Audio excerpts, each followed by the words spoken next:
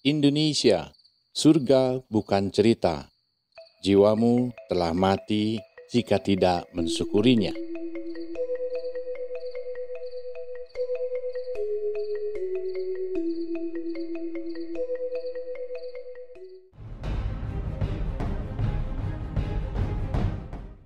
Tulisan bagus ini dari seorang warga asing yang memandang Indonesia dari luar. Ada hikmah yang dapat diambil dari tulisan viral warga asing tersebut, yaitu kita sebagai bangsa Indonesia hanya perlu bersyukur. Ia memberi judul tulisannya Surga Bukan Cerita. Tulisan yang tidak mencantumkan namanya ini telah beredar luas di banyak grup WhatsApp dan tidak sedikit warganet yang memujinya. Beberapa bagian dari tulisan warga asing ini digubah oleh redaktur untuk lebih menggugah rasa cinta terhadap tanah air. Silahkan simak tulisan ini. Surga bukan cerita. Musim dingin ketika salju di Eropa atau Amerika Utara, suhu bisa mencapai minus 40 derajat Celcius. Artinya, kulkasmu masih lebih hangat. Itulah saat semua tumbuhan mati, kecuali pohon cemara. Itulah saatnya darahmu bisa berhenti menjadi es ketika kamu keluar rumah tanpa pakaian khusus. Musim salju adalah ketika manusia bertahan hidup dan beraktivitas yang mungkin tanpa bisa berjalan jika tak ada bantuan peralatan dan teknologi. Tanpa itu, mati kedinginan. Dan ada satu periode di mana salju berbentuk badai salju. Terbayang apa yang bisa dilakukan selain bertahan hidup di ruangan yang mempunyai pemanas. Padang pasir di Afrika dan Timur Tengah. Begitu keringnya sampai manusia yang berdiam di sana membayangkan sungai-sungai yang mengalir sebagai surga. Hanya ada beberapa jenis pohon yang bisa hidup dalam suhu yang bisa mencapai di atas 40 derajat Celcius. Keringatmu bisa langsung menguap bersama cairan tubuhmu dan keberadaan air adalah persoalan hidup mati. Sungguh, bukan minyak. Saya sungguh tidak mengerti ketika ada orang yang masih belum percaya bahwa Indonesia itu adalah serpihan surga. Cobalah kamu bercelana pendek, pakai kaos, dan sendal jepit jalan-jalan di Kanada ketika musim dingin, atau jalan-jalan di padang pasir. Dijamin kamu akan mati. Di sini, di negaramu, kapan saja, mau siang atau malam, kamu bisa berjalan-jalan memakai kaos tanpa alas kaki. Mau hujan maupun panas, tetap selamat. Di Eropa atau Amerika, paling banter kamu akan ketemu buah-buahan yang sering kamu pamer-pamerkan sebagai buah-buahan mahal. Apel, anggur, sunkist, pir, dan semacamnya. Di Timur Tengah, kamu paling ketemu kurma, kismis, kacang Arab, buah zaitun, buah tin.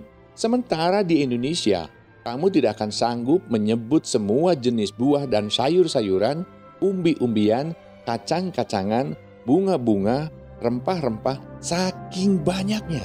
Di Amerika dan Eropa, kamu hanya akan ketemu makanan lagi-lagi sandwich, hotdog, hamburger. Itu saja yang variasinya paling banter steak, es krim, dan keju. Di Timur Tengah, roti, daging, dan daging lagi. Di Indonesia, dari Sabang sampai Merauke, mungkin ada ratusan ribu varian makanan. Ada puluhan jenis soto, varian sambal, olahan daging, ikan, dan ayam tak terhitung macamnya. Setiap wilayah ada jenisnya. Kue basah, kue kering, ada ribuan jenis. Varian bakso saja sudah sedemikian banyak. Belum lagi singkong, ketan, gula, kelapa, bisa menjadi puluhan jenis nama makanan. Dan di tepian jalan dari Sabang sampai Merauke, dari Miangas sampai Pulau Rote, adalah garis penjualan makanan terpanjang di dunia. Saya tidak berhasil menghitung penjual makanan bahkan hanya dari Kemayoran ke Cempaka Putih. Di Indonesia, kamu bebas mendengar pengajian, sholawatan, lonceng gereja, dangdut koplo, konser musik rock, jazz, gamelan, dan ecrek-ecrek orang mengamen. Di Eropa, Amerika, Timur Tengah, Afrika, belum tentu kamu bisa menikmati kecuali menggunakan headset. Saya ingin menulis betapa surganya Indonesia ini dari segala sisi. hasil buminya, cuacanya, orang-orangnya yang cerdas, kreatif dan bersahabat, budayanya, toleransinya, dan candaan serta guyonannya, keindahan tempat-tempat wisata dan seterusnya.